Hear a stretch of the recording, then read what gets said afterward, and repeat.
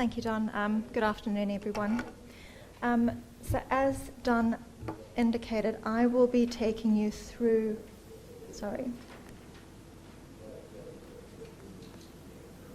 the red meat and livestock industry structure, the governance framework,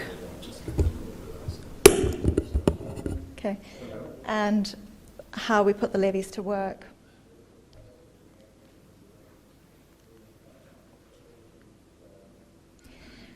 Initially, I'm going to start with who is LiveCorp. So LiveCorp is the marketing, research and development body for the livestock export industry.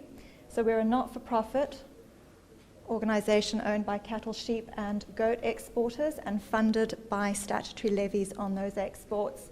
We have 62 members and associates, and we work closely with industry stakeholders to continuously improve performance in animal health and welfare, supply chain and market access.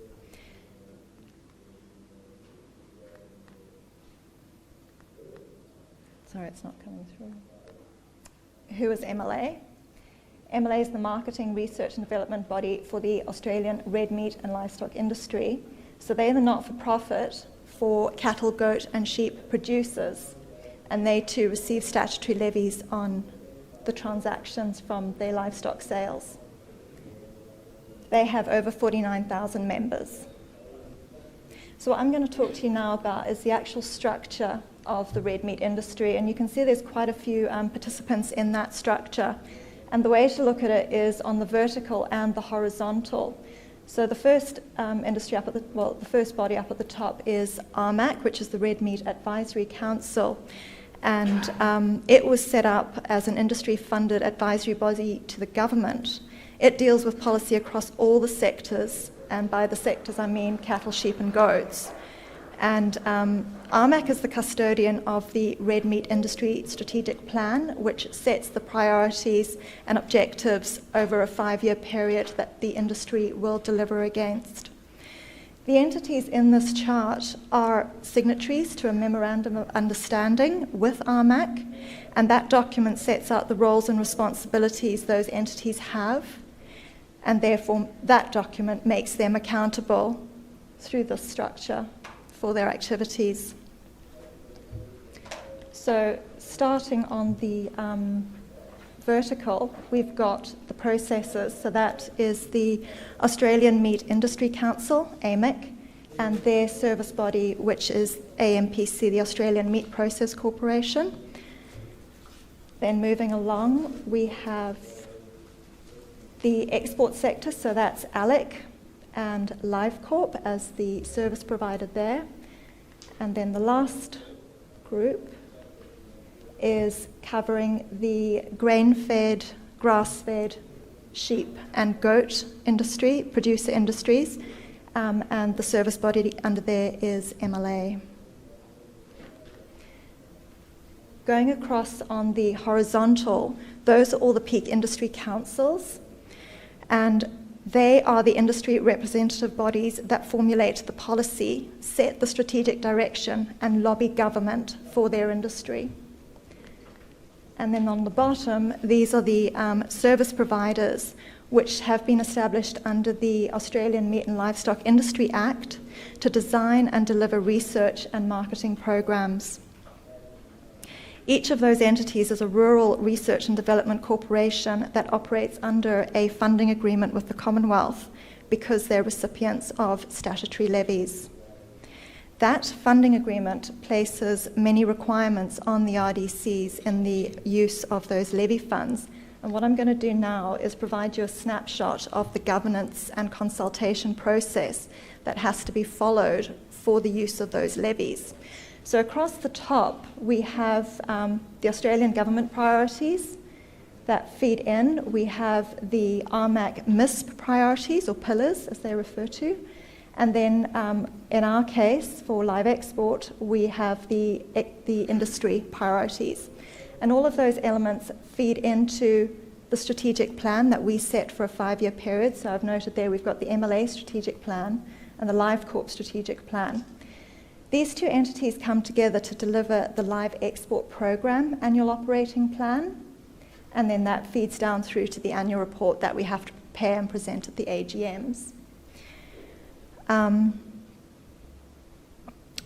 Each year, the AOP process starts around about January, and it goes through to June when that annual operating plan has to be presented to the Minister for Agriculture. It's the annual process to work with industry and our members to identify the priority projects and the investment that they want, and we do that through extensive consultation. If that consultation is not effective, our plans can be rejected. It can be rejected by the government, or it can be rejected by our members. So it's really important that we go out and get people's views and understanding of how they want their levies spent. So onto the Live Export program. It's a joint partnership between LiveCorp and MLA, and it takes export levies from exporters and transaction levies from producers. Those funds go into the livestock export program. Currently, LiveCorp contributes about 40% of the funding into that program, and MLA picks up the other 60%, and that's before the matching from the Commonwealth Government on the R&D programs. The Live Export program delivers programs and projects that work towards the strategic objectives that we have of animal welfare, which is ensuring that animal welfare meets acceptable standards through education, training, infrastructure, design and improvement. Then we have supply chain efficiency, which is supporting our customers in market to get best value from their livestock, as well as develop and implement risk management tools and improve industry standards.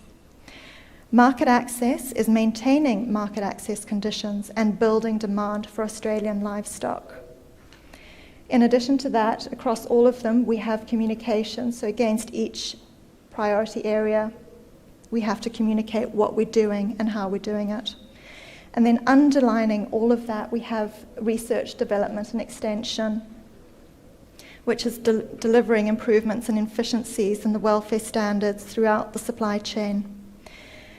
To deliver all of that, MLA employ 3 in-market managers in the Middle East, Indonesia and Vietnam, and 1 Australian-based manager who covers the other Asia area, and along with LiveCorp staff.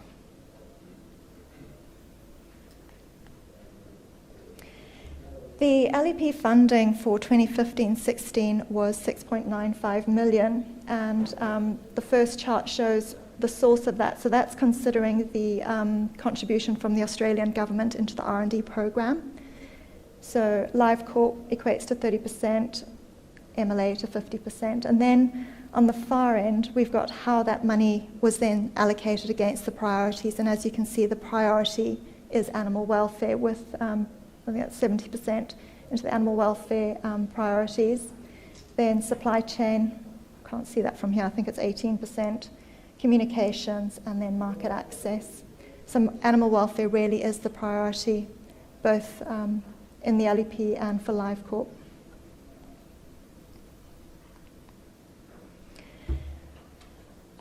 What I'm trying to do here is just capture, so when we're coming to do our year-end planning, or our year ahead planning, I should say, we have 3 areas of activity that we always have to consider. There are the strategic projects that we have going, and they're usually longer term. So we've got LGAP, we've had the Productivity Commission, we have approved arrangements which exporters are all transitioning to at the moment, and then we have on the horizon the Liesel review. In addition to that, we have our issues, our issue management. These are things that happen and we have to deal with them and respond to them. So the Japanese market closure, we had to respond to that immediately. Same with Vietnam, the SCAS control and traceability systems, and in relation to China access, the additional standards that have been placed on the protocol for that one. And then we still have to continue to deliver the core business, so that is our governance and our structures and reporting. That doesn't go away. So even though we may be pulled and pushed in opposite directions, that has to stay true because of the levies that we receive from our members. And just on closing for this, I just want to say that LiveCorp does not have the resources like MLA, but we do bring agility and responsiveness, which is a reflection of our members and the environment that we work in. Thank you.